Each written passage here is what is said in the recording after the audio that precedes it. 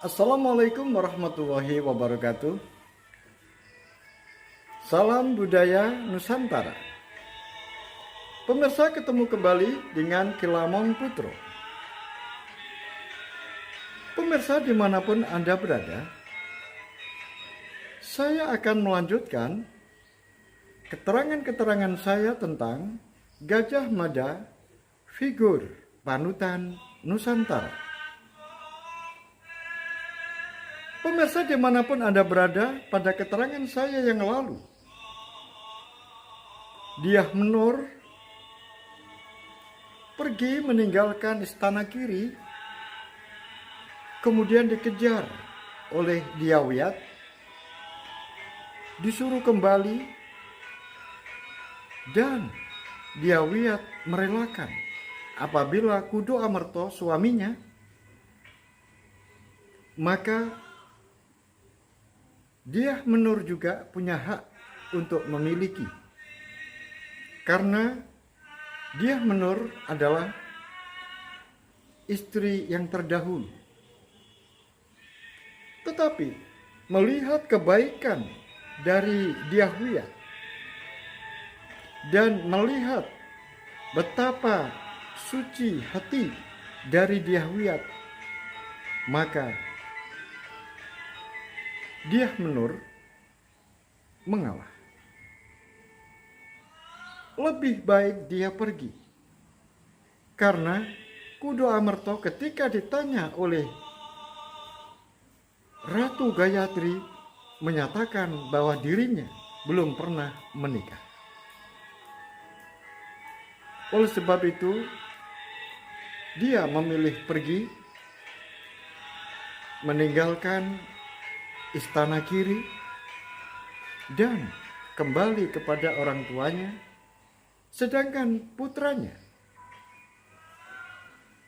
juga putra Kudu Amerta, dititipkan kepada seseorang, yaitu temannya yang bernama Pradabasu. Pemirsa dimanapun Anda berada, kita tinggalkan Dyah Menur dan Dyah. Kita kembali ke istana. Pada tahun 1328,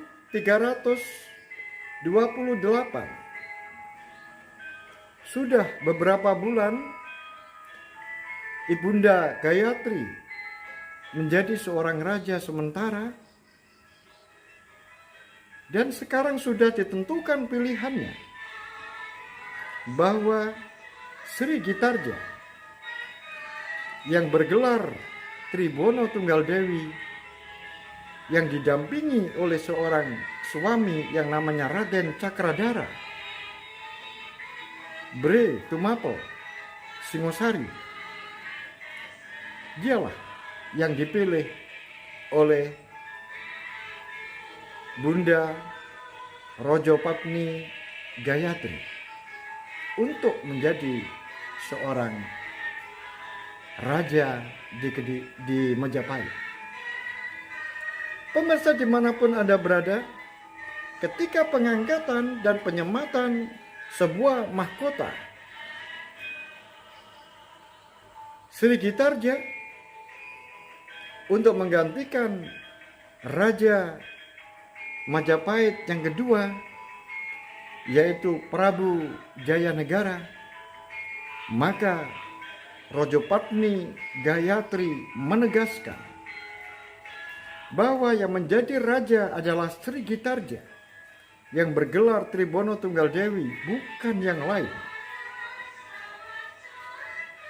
Oleh sebab itu, ini merupakan sebuah pintu yang tertutup bagi Raden Cakradara untuk bisa menjadi seorang raja, karena Gayatri menginginkan bahwa Tribono Tunggal Dewi benar-benar sebagai seorang raja, tidak merajakan suaminya. Pemirsa dimanapun Anda berada, kemudian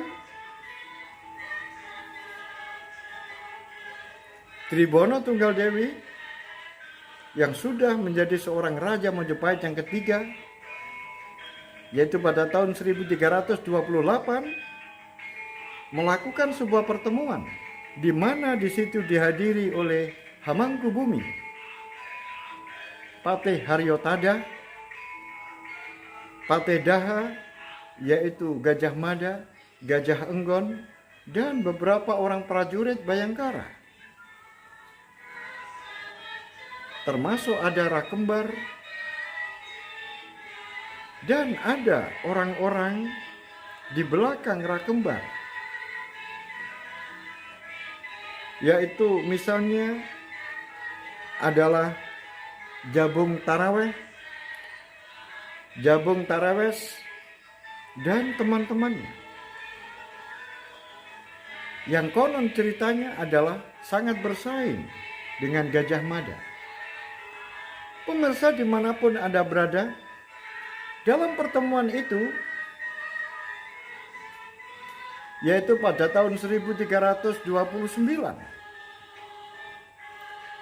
tahun setelah diangkatnya Sri Gitarja menjadi Raja Majapahit yang ketiga, maka Hamangkubumi Aryotada bermaksud untuk mengundurkan diri dengan alasan faktor usia karena sudah tua. Kemudian menunjuk seseorang untuk menjadi seorang patih di Majapahit, yaitu Gajah Mada. Pemirsa dimanapun Anda berada, ketika itu Gajah Mada bukan berarti menolak, tetapi Gajah Mada memberikan sebuah pandangan politik dengan perhitungan yang cermat. Yang pertama adalah dengan lengsernya Hamangkubumi Aryotada, ini pun akan berimplikasi kurang baik secara politis. Karena di tempat lain, yaitu di Keta dan di Sadeng, sedang gencar-gencarnya mobilisasi masyarakat para pemuda untuk dilatih menjadi seorang tentara-tentara yang profesional sebagai seorang pemberontak. Dan para pemimpin yang ada di sana adalah ex dari prajurit-prajurit Bayangkara yang pernah dilatih Gajah Mada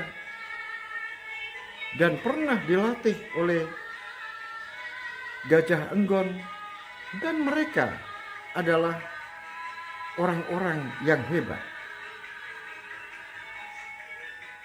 Siapa dia? Yaitu Wirogati. Bukan orang sembarangan. Dia pernah melakukan perlawanan-perlawanan di dalam pertempuran-pertempuran untuk menundukkan pemberontakan-pemberontakan sebelumnya, termasuk pemberontakan Kuti.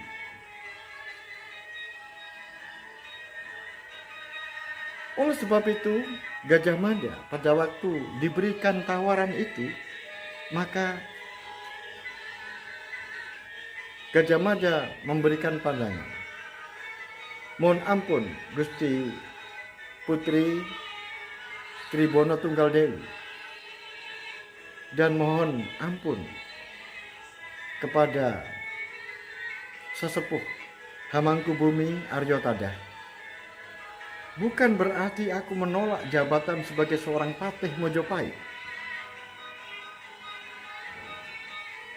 Saya memiliki pertimbangan. Yang pertama adalah dengan mundurnya Patih Haryotada itu menimbulkan penafsiran-penafsiran. Ada apa di Majapahit? Ini yang pertama. Yang kedua, pertimbangan yang ada di Keta dan ada di Sadeng. Dan pertimbangan yang ketiga adalah Ibu Suri Gayatri sudah dalam keadaan sakit.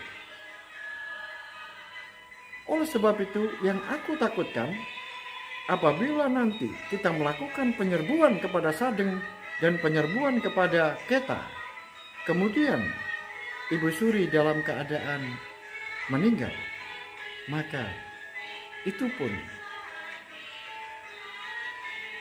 terimbas secara politik karena Majapahit berduka. Oleh sebab itu, berikan saya kesempatan untuk menunjukkan bakti saya kepada Majapahit. Akan saya atasi dulu Keta dan saya atasi dulu Sadeng. Setelah itu saya mau menerima jabatan sebagai seorang patih di Majapahit. Dan usul saya, untuk sementara ini jangan dahulu menyerbu Sadeng dan jangan dahulu menyerbu Keta, karena pertimbangan yaitu Ibu Suri dalam keadaan sakit. Demikian Gusti Putri, mohon pengertiannya dan mohon maaf apabila ada kesalahan. Wahai Nger Gajah Mada, tidak seperti itu. Itu sebuah sikap yang sangat hati-hati yang kamu lakukan. Itu sudah benar. Sebenarnya aku mau mengundurkan diri ini bukan karena apa-apa. Karena aku malu pada diriku sendiri.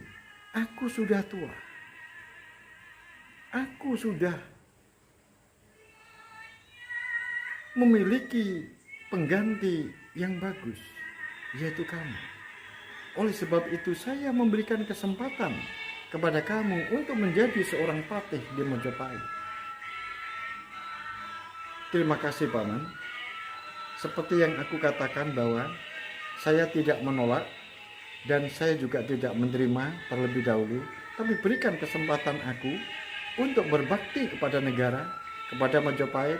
Saya tundukkan dulu Sadeng dan saya tundukkan dulu yaitu Keta.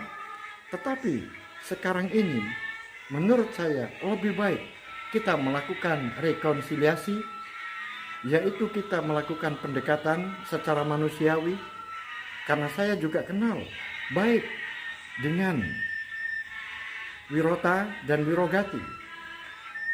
Oleh sebab itu, dengan kita melakukan pendekatan persuasif, kita melakukan pendekatan yaitu apa yang diinginkan. Ini merupakan sebuah taktik strategi, dan apabila nanti gagal di dalam kita melakukan diplomasi, kemudian Ibu Suri dalam keadaan sembuh dari sakitnya atau wafat, maka kita akan membasmi para pemberontak itu. Demikian Gusti Putri, dan demikian Paman. Mohon maaf kalau aku melakukan kesalahan. Baiklah kalau begitu. Wahai Paman, Paman Patih, apa yang disampaikan oleh Gajah Mada itu ada benarnya. Oleh sebab itu, Paman tahan terlebih dahulu. Paman jangan mengundurkan diri dulu. Tunggulah sampai semuanya dalam keadaan baik. Baiklah Gusti Putri Tribono Tunggal Dewi, saya akan meneruskan sampai apa yang telah disampaikan oleh Gajah Mada terwujud. Pemirsa dimanapun Anda berada, kemudian pada tahun 1331 ternyata apa yang telah direncanakan oleh Gajah Mada, yaitu ingin melakukan rekonsiliasi, melakukan pendekatan secara manusiawi, terhadap para pemimpin yang ada di Sadeng dan para pemimpin yang ada di Keta. Tidak bisa. Karena apa? Ada orang yang mendahului, yaitu Rakembar dan teman-temannya.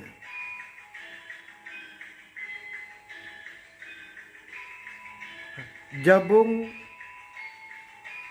Tarewes, Lembu Peteng, Ikal-ikalan Bang, semuanya melakukan penyerbuan kepada Sadeng dan kepada Keta tanpa sebuah koordinasi, sehingga mereka seakan-akan berdiri sendiri lepas dari Bayangkara. Karena pada waktu itu Rakembar menjadi seorang panglima perang, sehingga Rakembar bisa menentukan kapan harus melakukan penyerbuan terhadap Keta dan terhadap Sadeng. Akhirnya Patih Gajah Mada hanya bisa melihat. Tetapi walaupun demikian, Gajah Mada masih mengintensifkan tentaranya, yaitu tentara-tentara Bayangkara, tentara-tentara elit yang sudah dibentuk. Bahkan sekarang diperluas, bukan 100 orang, tetapi sekarang 2 kali lipat, yaitu 200 orang. Tentara-tentara Bayangkara 1 orang itu dibandingkan dengan prajurit biasa itu sama dengan 20 orang kemampuan dan kehebatannya. Apabila 200 orang itu sama halnya dengan 4.000 orang. Pemirsa dimanapun Anda berada, akhirnya Gajah Mada dititahkan oleh Tribono Tunggal Dewi karena Hamangkubumi Aryotada sudah benar-benar melepaskan diri dan sudah meletakkan jabatannya, sudah merasa tidak mampu lagi menjadi seorang Hamangkubumi. Tetapi tetap saja Gajah Mada masih belum mau, karena janjinya adalah sebelum menundukkan Keta dan sebelum menundukkan Sadeng. Akhirnya Gajah Mada dititahkan oleh Tribono Tunggal Dewi untuk memadamkan pemberontakan di Keta dan pemberontakan di Sadeng, dan dalam waktu 3 tahun bahkan sampai 4 tahun, mulai tahun 1331 baru bisa ditundukkan Keta dan Sadeng tahun 1334. Dan keberhasilan Gajah Mada ini menjadikan Tribono Tunggal Dewi kemudian mengangkat Gajah Mada Patih Daha ini menjadi Hamangkubumi Patih di Mojopahit. Pemirsa dimanapun Anda berada, pengangkatan Gajah Mada sebagai Hamangkubumi itu menimbulkan banyak orang yang tidak suka, termasuk Aryotada. Karena Aryotada itu menginginkan bahwa Gajah Mada diangkat patih, bukan Patih Hamangkubumi. Oleh Aryotada, Hamangkubumi akan diberikan kepada Rakembar. Tetapi sekarang Raja memilih Gajah Mada sebagai Patih Hamangkubumi. Oleh sebab itu ketika Gajah Mada dilantik menjadi seorang Patih Hamangkubumi, maka Gajah Mada melakukan sumpah palapa yang bunyinya seperti ini. Sumpah Hamukti Palapa. Lamun uwus kalah Nuswantoro, ingsun Hamukti Palapa. Lamun kalah ing gurun ring Seram, Tanjung Puro, ring Hera, Reng Pahang, Dompu, Reng Bali, Sunda, Palembang, Tumase, semono ingsun amukti palapa. Begitu bunyinya. Kalau diartikan adalah apabila sudah dikalahkan Nuswantara, saya akan bersenang-senang makan buah palapa. Lamun kalah ing gurun, apabila gurun bisa dikalahkan, Reng Seram diseram, Tanjung Puro, Reng Hera dihera, Reng Pahang dipahang, Dompu, Reng Bali, Sunda, Palembang, Tumase. Pada saat itulah saya akan bersenang-senang makan buah kelapa. Pemirsa dimanapun Anda berada, memang banyak penafsiran tentang sumpah palapa ini. Tetapi ketika Gajah Mada melakukan sumpah palapa, banyak orang tertawa. Tertawa dalam arti mengejek. Karena apa? Cita-cita Gajah Mada yang seperti itu sepertinya tidak mungkin. Mojopahit menyerbu sampai ke Tumase. Tumase itu adalah Singapura. Sampai ke Pahang. Pahang itu adalah Malaysia. Tanjung Puro itu adalah di daerah Kalimantan bagian barat. Seram, daerah Maluku, dan seterusnya. Apalagi di situ disebutkan Bali, disebutkan Sunda. Itu merupakan tempat-tempat kerajaan-kerajaan yang bukan remeh kekuatannya. Oleh sebab itu, mereka ditertawakan. Gajah Mada ditertawakan. Siapa yang menertawakan? Ya, lawan-lawan dari Gajah Mada, yaitu Rakembar utamanya. Kemudian sahabatnya Rakembar, yaitu misalnya Jabung Tarewes, kemudian Lembu Peteng, dan ikal-ikalan Bang. Dan yang tidak disangka adalah sesepuh yang sudah mengundurkan diri, yaitu yang pernah menjabat sebagai Hamangku Bumi di Kerajaan Mojopahit, yaitu Empu Trewes atau Empu Haryotadah, juga ikut-ikutan menertawakan. Oleh sebab itu, Gajah Mada sempat marah. Tetapi untung dia bisa menahan diri karena ditertawakan. Oleh sebab itu, karena ada orang-orang yang tidak suka terhadap sumpahnya, padahal sumpah yang dilakukan Gajah Mada itu bukan main-main. Kalau menurut saya sumpah palapa ini merupakan sebuah tekad seorang Gajah Mada bahwa bukan hanya makan buah kelapa, tetapi lebih dari itu. Yang dimaksudkan adalah sebelum bisa menundukkan daerah-daerah yang ditunjuk, yaitu yang disebut dengan Nuswantara itu, maka dirinya tidak akan pernah tidur nyenyak, tidak akan pernah kawin, tidak akan pernah mengumpulkan harta, tidak akan pernah. Jadi semuanya dilakukan dengan penuh keikhlasan dan penuh pengabdian demi kejayaan Mojopahit. Itu yang dimaksudkan sumpah palapa, bukan hanya sekedar makan buah kelapa. Pemirsa dimanapun Anda berada, bagaimanakah kelanjutan dari cerita ini? Mampukah Gajah Mada mewujudkan cita-citanya, yaitu mempersatukan bumi Nuswantara? dan daerah manakah yang menjadi sasaran pertama? Oleh sebab itu, ikutilah terus cerita saya. Sampai di sini akhirul kalam. Billahi taufiq wal hidayah.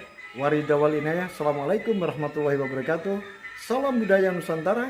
Sampai ketemu pada episode selanjutnya.